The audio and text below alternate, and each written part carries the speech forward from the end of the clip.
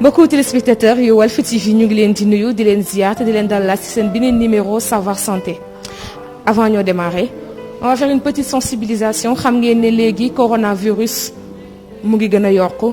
doomu jàngoro ji ñu ngi sentir ne ba tey mu ngi ci réew mi te saa su nekk cas yi ñu ngi yokku nañu takkaat masque yi mais utiliser également gel hydroalcoolique yi saa bu ñu ko amee saa bu ñu génnee.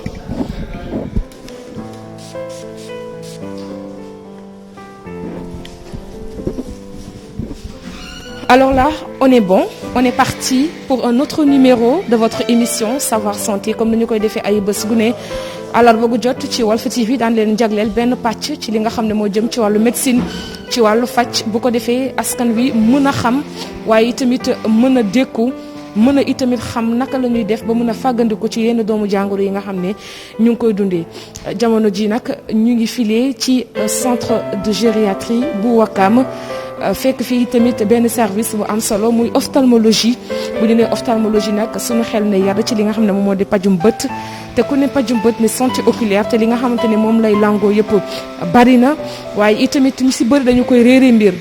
bu ngeen gisee si ginnaaw réfracto yi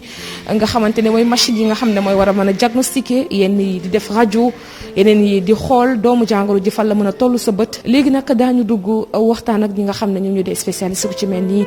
docteur Boubacar Sarr moom ab médecin ophtalmologiste la xam-xam màcc lu jëm ci wàllum pajum bët. dina dugg ak yéen wax ci li nga xam ne moom moo di doomu jàngoro yi nga xam ne moom moo ngànk bët waaye également waxtaan li nga xam ne moo di chirurgie oculaire lu am solo la te fii ci réew Sénégal dañu koy xaw a sàggane tuuti loolu yëpp mbokk yi dinañ ko daal di leeral ci biir Savoir Santé mbokk yi ngeen topp ma ànd ak sama réalisateur technique Ibou Guèye moom mi nga xam ne tey moom may ànd ak moom lay àndal ci caméra bi lépp lu ci leeraange dinañ ko leeral ba mu leer naa.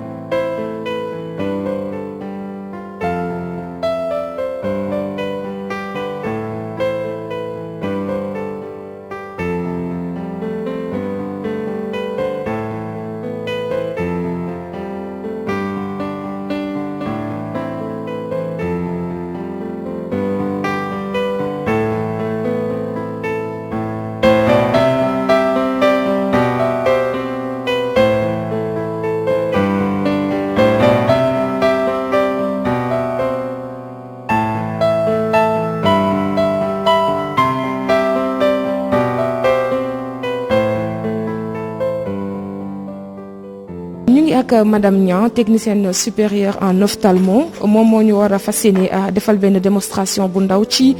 lunettes yi nga xam ne moom mooy adéquat peut-être ak sama bët ndaxte sànq bu ngeen di xool man ak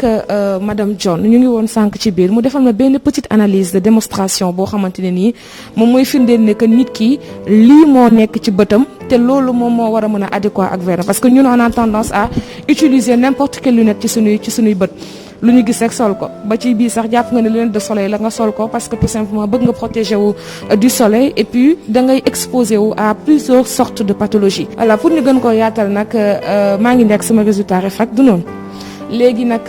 gannaaw bi ma ko madame John defalee ma bëgg ñu xam également processus bi nu muy demee madame Niang ñu ngi lay nuyu d'abord nga nuyu mbokk téléspectateurs yu di seetaan ci Savoir Santé. maa ngi leen di fay di nuyu ñëpp tamit. après processus bii nii lu ci topp. waaw léegi si lii la ñuy basé wu pour def correction bi maanaam réfractométrie bi mooy génne degré yi xam ne moom nga war a xoolee pour mu leer donc c'est à partir de lii fii la ñuy jël di def correction bi voilà c'est ça. correction bi bon dafa am comme ni ko réfracto bi génnee rek day génnee partie sphère bi ak partie cylindre bi. voilà lii moom mooy pour amétropie bi lii mooy pour astigmatisme bi. léegi te spectateurs yi man maa ngi leen di woon directement sama diagnostic lu mu joxe léegi lu mu joxe lan la dama am anomalie aw ma anomalie. waaw am na li mu joxe ci résultat yi nii avant correction bi wane na am nga hypermétropie ak astigmatisme. léegi man am naa hypermétropie léegi expliqué ma xam balaa nga waa tiital vice de réfraction la maanaam da nga am problème pour xanaa gis bi mu leer. voilà pour problème gis mu leer moom am naa ko moom vraiment peut-être aussi lumière Walf yu bëri la cak ci waaw fa. voilà donc c'est pas méchant parce que degré yi fu mu génnee foorul waaw comme on dit rek foorul donc c'est pas trop méchant xam naa légère amétropie mais pour loolu il faut ñu baser tamit ci sa acuité pour xam sa gis-gis fu mu toll après en fonction de gis-gis su mu toll ñu daal di koy jël lii basé wu pour améliorer li ngay gis sans correction bi. léegi ñëwal nga xam man lu may xam pour sama gis-gis fu mu toll. pour lii. acca ñu dem man je suis prête fi mu toll nii pour une consultation parce que je sens nettement que sama bët yi ça ne va pas donc comme damaa ñëw dire émission je vais en profiter pour vous montrer. donc tableau bi laa wax mooy natt gis-gis bi si lii la ñuy basé wu pour xool sa gis-gis fan la toll léegi bu ñu xamee fan la toll léegi bu ñu tiré réfracto bi si loolu la ñuy basé wu pour améliorer li ngay gis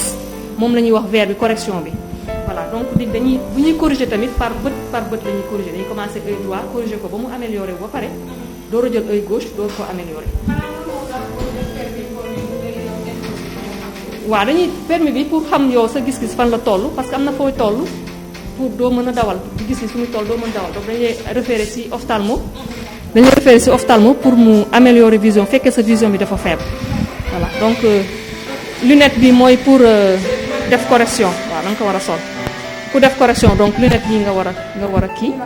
non nga koy sol waaw donc ñu corriger œil droit ba pare door a corriger œil gauche toujours di basé wu ci réfracto bi. voilà donc mi ngi génnee sphère bi plus 0,50 cylindre bi moins 0,75.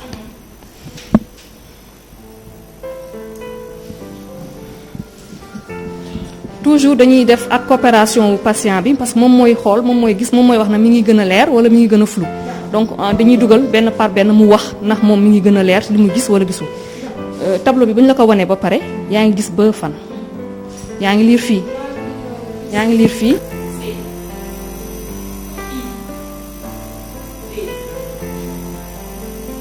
leerul léegi bu ma defee bii est-ce que mi ngi gën a leer wala mi ngi gën a flou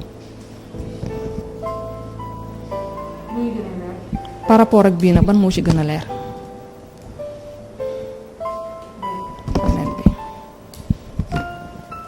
léegi liiral ligne boobu O X Y N U I. donc ñu def léegi def nañ kii bi sphère yi léegi dañuy def cylindre yi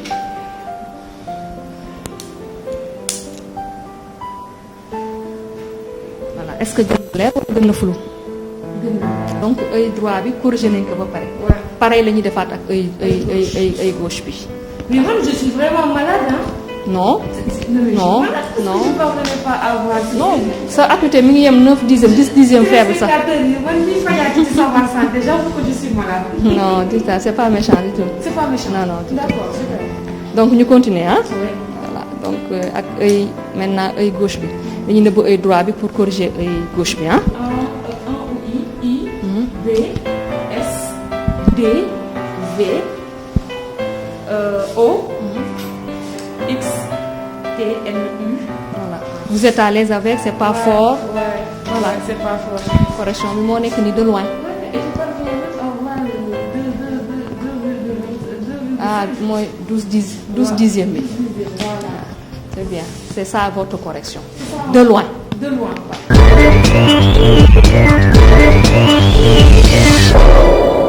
téléspectateurs yu Walf TV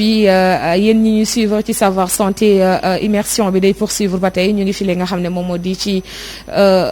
centre ophtalmologie wala gériatrie fekk fi ki nga xamante ne moom moo di docteur Boubacar Sarr comme sànq nu ñu ko junjee woon mais avant ñu ko gis également def nañ fi un tout petit peu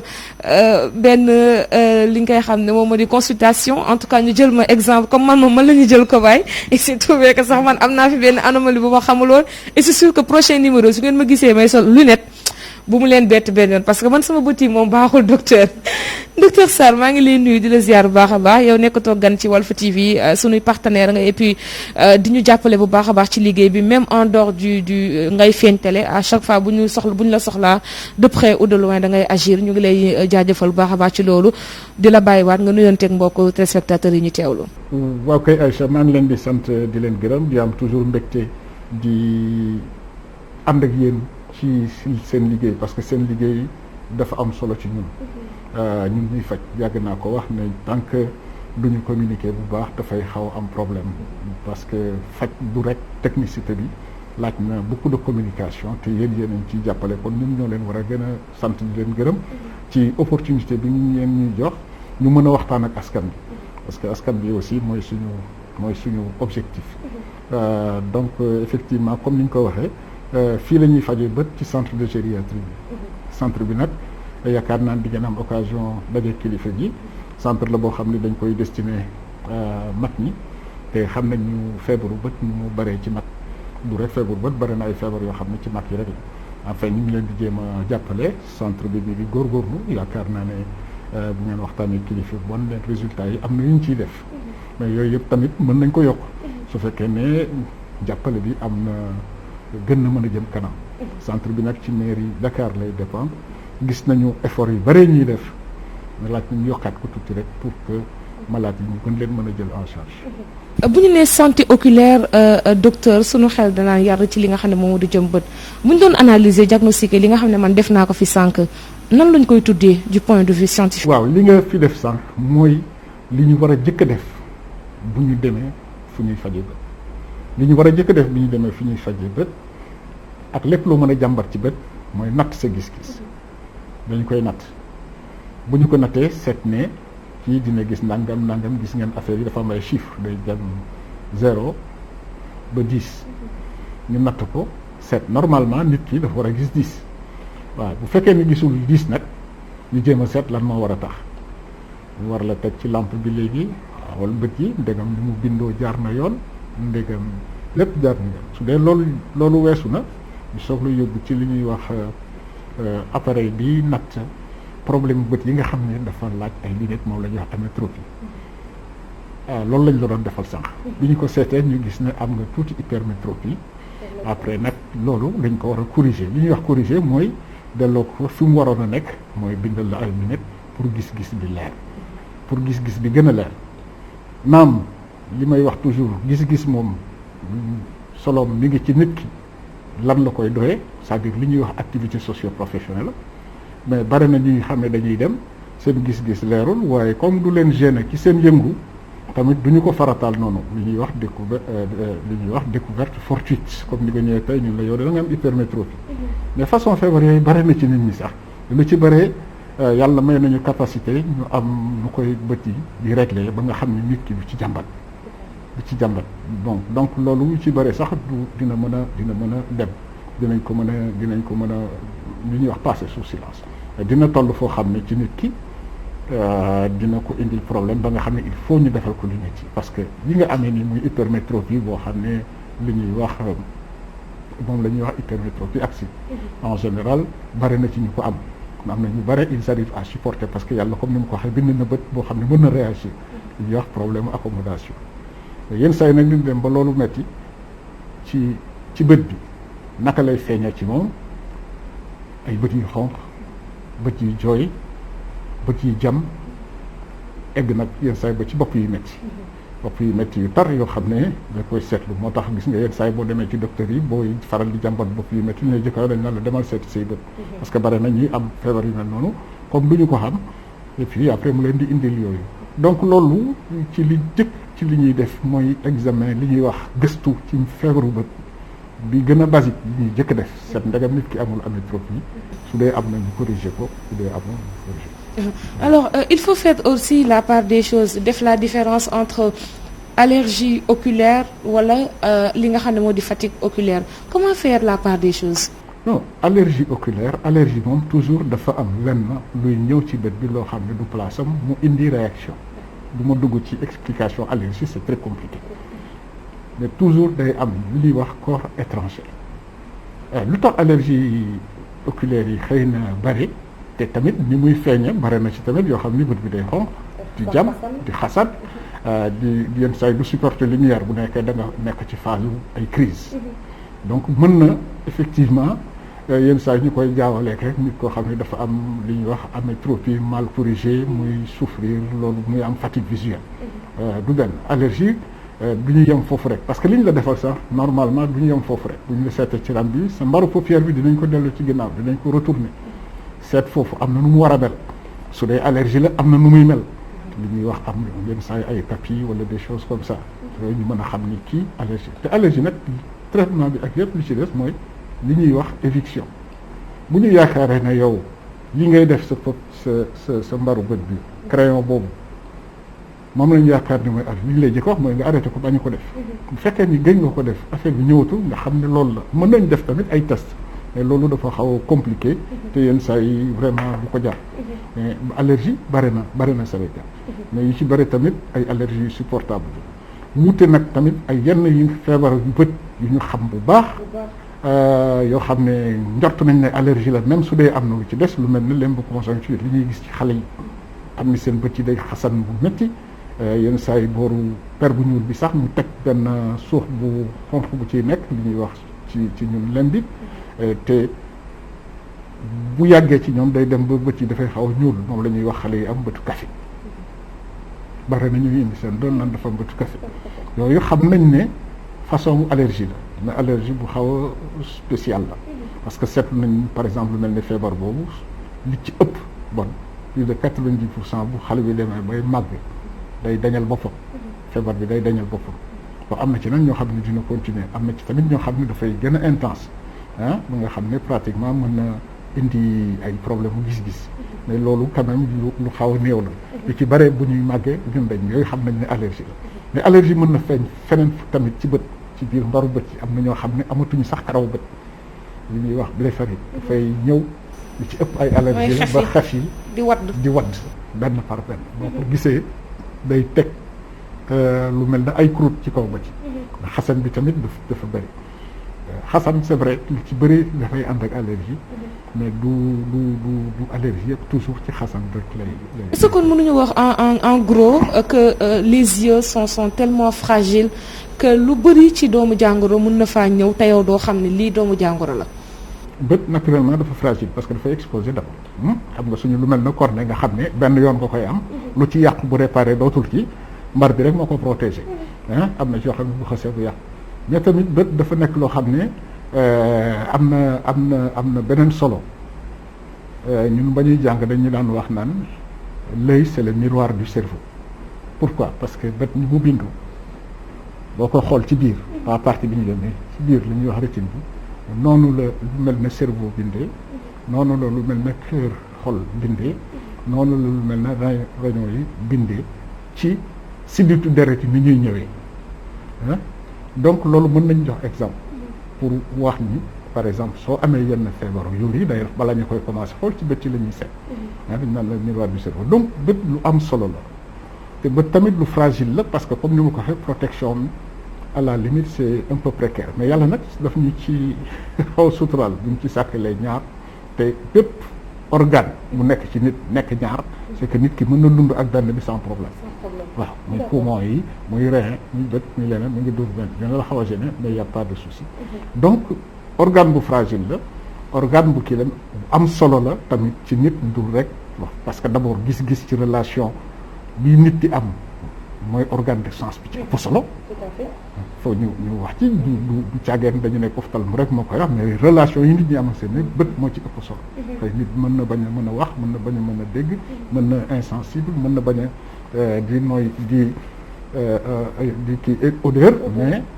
ñàkk gis-gis yaakaar ne moom moo gën a metti ci yenn andi ci yenn handicap yi donc lu am solo la ci dundu nit voilà. en parlant d'handicap sax yan genre doomu jàngoro yi di laal bët yoo xamante ni leer na ne lii moom cécité la da ngay dem ba mujj si da ngay ñàkk say bët. bari na ay feebar yoo xam ne yu ci bari daf lay indi silmaxa mais silmaxa yi dañ koy ràññee ci yenn saa yi ñaari pàcc parce que nit mën na silmaxa ñu faj ko silmaxa bi deñ lu mel ne cataracte yu mel ne yenn feebar yi mais am nay silmaxa yoo xam ne boo ko xësee ba am kooku moom amatul ala kenn mënu cee dellu si lu mel ne yenn glaucome yi yu mel ni yenn feebar yi dal li ñuy wax rétine bi ci ginnaaw bare na feebar yoo xam ne bés bu la xasee ba dal ba nga ñàkk ci bët yi gis-gis moom mënatuñ ko ci yaakaar surtout suñu réew yi nga xam ne jumtukaay yi pour faj bi dafa xaw a limité tuuti parce que yenn saa yi vraiment booy di nga gis ne ci yenn dëkk yi am nañu ay opportunités yu bare yooyu nag amuñu ko fii parce que jumtukaay yi ñoo xaw a manqué mais bare na ay feebar yoo xam ne bés bu ñu la xasee ba daal dañ lay indil jafe-jafe bare na tamit ay feebar sur le plan général yoo xam ne mën nañu dal ci bët bi ba pare indil la ay jafe-jafe yoo xam da ngay ñàkk sa bët lu mel ne diabète toujours dañ koy wax parce que dafa bëri Sénégal te nit ñi dama yaakaar ne du ñu jël. te diabète dafa yab bët. daf ko yab. dafa yab bët dafa yab bët. diabète day non seulement dafa yab bët dafa yab roño surtout insuffisance rénale si bare na ci diabétique bët yi tamit li ñuy wax rétinopathie diabétique yi dañoo bëri. te tamit day indi problème cardiaque donc vraiment dañuy bëggoon nit ñi gën ci farlu gën ci taxaw pour que yooyu feebar ñu bañ a mën a am fii nit ki bu amee diabète laaj na foofu mën a toll ñooy dem ñuy seet sa bët parce que seetu bët bi dina non seulement pour aar sa bët la mais pour xam tamit diabète bi ci sa yaram naka la war a évoluer parce que liy nekk ci bët yi soo moytul ma ngay laal roño yi soo moytul ma ngay laal cerveau. bu weesoo loolu aussi dañuy wax ne que glaucome ci mag ñi moom moo gën a nekk doomu jàngoro bu leen gën a sonal est-ce que glaucome dina wër docteur. non glaucome moom bés bu ñu la nee da nga am glaucome du feebar buy wér. amul wér sa giiru dund da ngay faj glaucome du feebar bu nga xam ne da ngay wér mais xam nga man yooyu personnellement dama ko tuddeewul trop feebar c'est que nit ku nekk yàlla daf ñu bind ñuy développer ay équilibre am na ñoo xam ne dañuy xam ni seen kii dafa déséquilibré dañ ko war a équilibré mooy lu mel ni diabète mooy lu mel ni hypertension ki loo wax ne dama lay faj sa diabète tension mooy nga wér. c'est des maladies chroniques à vie. c'est des maladies à vie yow yaay jéem a équilibré mën nga koy équilibré ak ñaari fan ñaari at ñaar fukki at ñeent fukki at nga am équilibre mais jamais se dire dama wér parce que ñi nga xam ne dañ ne mosuñu ko am wéru nañ sax dañu war fu ñu toll ni ko saytu parce que mën na nekk ci ñoom potentiellement donc glaucome ci façon feebar yooyu la malheureusement nag ni muy ñëwee moo tax nit ki du ci rendre compte parce que li ma leen di wax toujours mooy loolu glaucome du metti du lëndëm glaucome bu ñëwee commencé lëndëm c'est que la fa des bareetul booy fajit pour denc la fa dese pour néew la mais à la poli àll ci ëpp bu la yàlla may fan gudd dañ ko ñàkk alors que bu ñu ko teelee gis jar ko toppatoo vraiment y a pas de problème tu peux vivre avec dina am nag yenn contingence am nit koo xam ne addinaam yëpp da nga naan ko saa yu yeewoo sa buñ tuufu xëy na neexul te yooyu dañ koy def nii petit à petit ñi ngi trouver même ay tuufaay yoo xam ne bu njëkk ba da nga daan def ay tuufaay yoo xam ne nga def juróomi yoon ñaari yoon léegi am na boo xam ne benn yoon nga koy def peut-être booy tëdd guddi c'est beaucoup moins contraignant donc observance bi dina amélioré wu mais li ci am solo ci li ma yaakaar mooy di waxtaan ak malade yi bare na nit ñoo xam ne dund nañ mo seen bu jeex amee seen glaucome mosuñu egg silmaxa am na mais la sartu day wane rek ne bu ñu discipliné xam li ñuy def xam fa ñu jëm du am benn problème ah li ci nekk nag mooy souvent balaa ñu koy gis ci suñu contexte yi c'est souvent dafay yéex trop day fekk maladie bi évoluer lu bëri ñu soog ko gis loolu nag moom moo tax en général pronostic bi li ñuy wax pronostic bi xaw a réservé xaw a sombre mais bu ñu teelee gis sa glaucome bu ñu teelee fii dinañ la faj mën nañ yaakaar mën nga dund toute ta vie avec ta maladie sans problème. d'accord je rappelle ba tey yéen a ngi seen émission Savoir Santé ñu ngi dalal docteur Boubacar Sarr moom muy médecin ophtalmologiste maanaam xam-xamu màcc jëm ci pajum bët docteur bi ñuy waxtaanee bi lépp émission am na ñi nga xam ne nee nañ ma soo demee forcément laajal ñu docteur comme moom ci wàllu bët lay yëngu ñun ñi nga xam ne jigéen ñi dañoo bëgg ay pose xef dañoo bëgg ay def lentille de contact yi léegi dem nañ ba def ko tendance nekkatul sax paj te bu njëkkaan sax paj a taxoon jóg mais léegi dem nañ ba def ko tendance xale jigéen yi def nañ ci ay couleur bleu marron beige bu ne ñu def ci pour rek yokk seen taar yeneen ñi dañuy jël ay pose style xef léegi dem nañ ba def ko lu naturel dootuñu dinditi seen pose xef yi est-ce que ñooñu du am complication ëllëg ci seen wàllu wér-gu-yaram bët non mën na indi complication bu ñu jëlee li ñuy wax faux cils yi man dama xamul nu ñu koy posé mais xam naa ne fii dafa mel ne benn bande la bu ñuy collé ci kol la ci cils et duñu ko def sax par benn parce que boo demee ci pays européen je crois ñoom dañuy jël cils yi di posé benn bu ci nekk ci kaw benn cils boo mu mat nga xam ne yooyu la ñuy wooye extension voilà extension ils font des extensions voilà mais fii dañuy jël col def ko ci benn corps étranger def ko ci kii bi mu jël forme bu d'abord danger bi mooy bañ koy collé col bi comme je le dis souvent mën na dugg ci bët bi parce que loolu du lu exceptionnel dañ koy gis col bu dugg ci bët nag place am du foofu day indi ay réaction yu metti day indi yenn forme bi ñuy wax brûlure mais léegi sax bu ñuy taf nii ci cat bi dina xaw a am benn brûlure bu ndaw boo xam ne tu te dis parce que ñun ñëpp def nañ ko quoi benn brûlure bu ndaw tu te dis que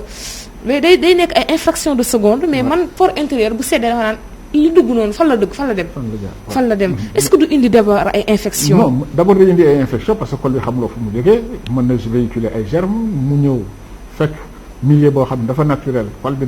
bi dugg foofu perturber constitution physico-chimique bi mën na développer ay infection mën na brûlure bi nag moo gën a mën a grave parce que col bi bu ci duggee aussi mën na indi ay dégâts yu am solo te yenn brûlure yi mën nañu am des conséquences irréversibles keroog ci sama lecture d'ailleurs li ma ci doon gis mooy en fait mën na développer li ñuy wax ay pédiculose c'est-à-dire am na ay poux qui peuvent pousser sur ces cils-là parce que c'est un milieu humide un peu plus chaud mën na développer ay poux qui se développent sur sur ces faux cils-là pédiculose danañ ko gis mais vraiment c'est des gens avec des niveaux d'hygiène extrêmement bas etc mais pédiculose ciliaire comme ni ñu koy waxee ay poux mais décrire nañ ci quelques ci faux cils yi ñuy def dans la littérature parce que soin bi ci am en général est-ce que nit ñi dinañ ko parce que ici aussi le problème mooy mimétisme bi du en général du nekk un mimétisme complet booy copier tubaab bi doo copier complément donc koy copier rek ci leen intéressé c'est le même problème avec les lentilles en soi peut-être ce n'est pas grave yenn say lentille comme ni nga ko waxee dañ ko jëloon pour faj sax mais lentille même bu ñu ko jëlee pour faj dafa am ay règles yu ñu war a respecter pour noo koy poser noo koy déposer fan nga koy defee fan ngay defee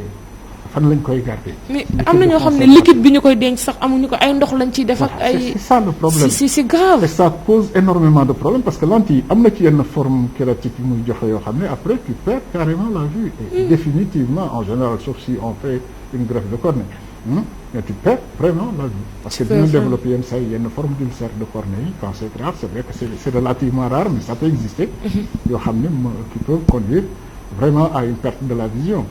et puis li jigéen ñi xamul sax il faudrait le dire moom mooy que ñëpp xam ne que cils yi dafa am lu muy protéger. mais ñun une fois ñuy teg col yi dañuy jékki saay teppi ko. te day ànd ak suñu cils yi. da ngay dem kenn koo xam ne nii à l'âge de 30 ans amatul benn cils parce que day taf di teppi te saa boo teppee. cils vrai yi dafay daal di tëb. te cils yi am na dégg naa lu muy faj ci. wàllu protection dafa am rôle important pour. barrière contre la poussière, les cils naturels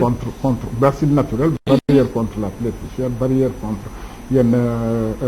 rayonnement yi, etc. Et les cils permettent aussi de maintenir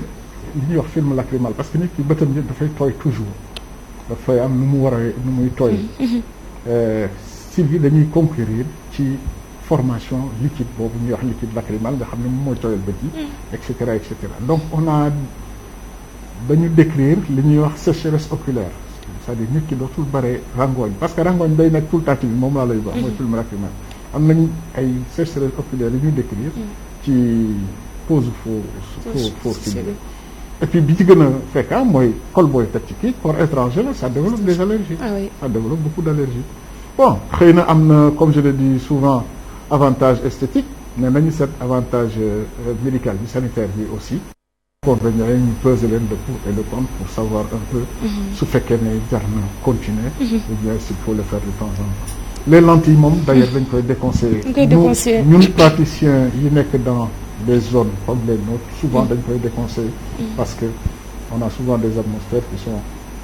assez poussiéreuses voilà donc c'est très difficile d'assurer un entretien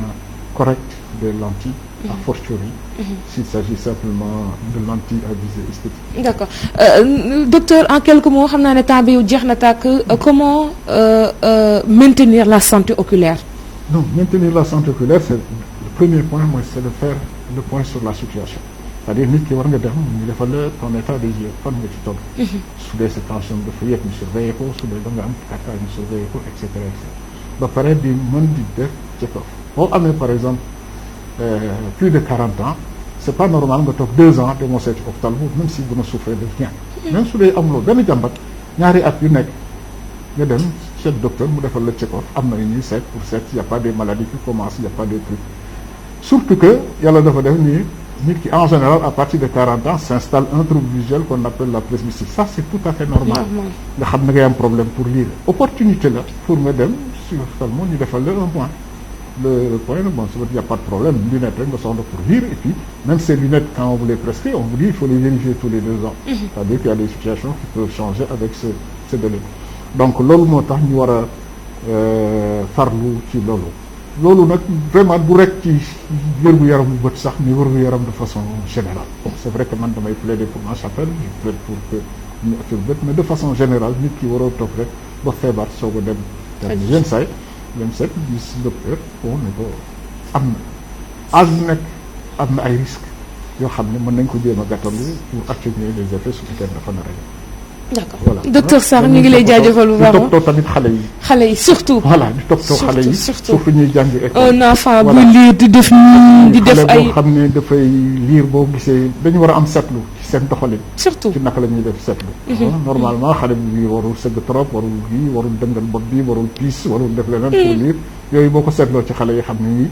mën na am nga njort ci problème yi yóbbu ko ci spécialiste yi ngeen waxtaan ci mu set lan la yooyu tamit lu am solo la dëgg la am na solo loolu ci conseil yi nga xam ne jël nañ ko fi conseil santé docteur Sarr ñu ngi lay jaajëfal bu baax a baax et c'est toujours un plaisir di jàkkaarloog yow njàngat rek lañ ci daal di jëlee di la jaajëfal bu baax a baax di la bàyyi nga tàggatoo. waaw xanaa di la sant di la gërëm rek ci invitation yi parce que vraiment comme ni ma ko doon waxee ci njëlbeen bi ñun lu ñu amal solo la parce que dinañu permettre ñu waxtaan ak askan bi nekk à leur disposition parce que ñoom ñoo ñu fi bàyyi kon nag ñun ñoo leen amal ngërëm ak cant di leen wax ni toujours rek on est disponible ñu ci mën rek dinañ ko def su fekkee ne wér-gu-yaramu askan bi rek moo ñu tax a jóg. jërëjëf docteur wér-gu-yaramu askan bi yëpp moo ñu tax a jóg ñun ëtt bi moo ñu tax a jóg ci biir Savoir Santé di gërëm di sant bu baax a baax ñi nga xam ne ñoo ma teppoon yëpp tout au long de la journée ñu ànd ak ñoom ñëw seesi spécialistes yi ngir rek mën a waxtaan ak ñoom ci lu jëm ci wàllu wér-gu-yaram rawatina la santé oculaire li nga xamante ne dafa fragile loolu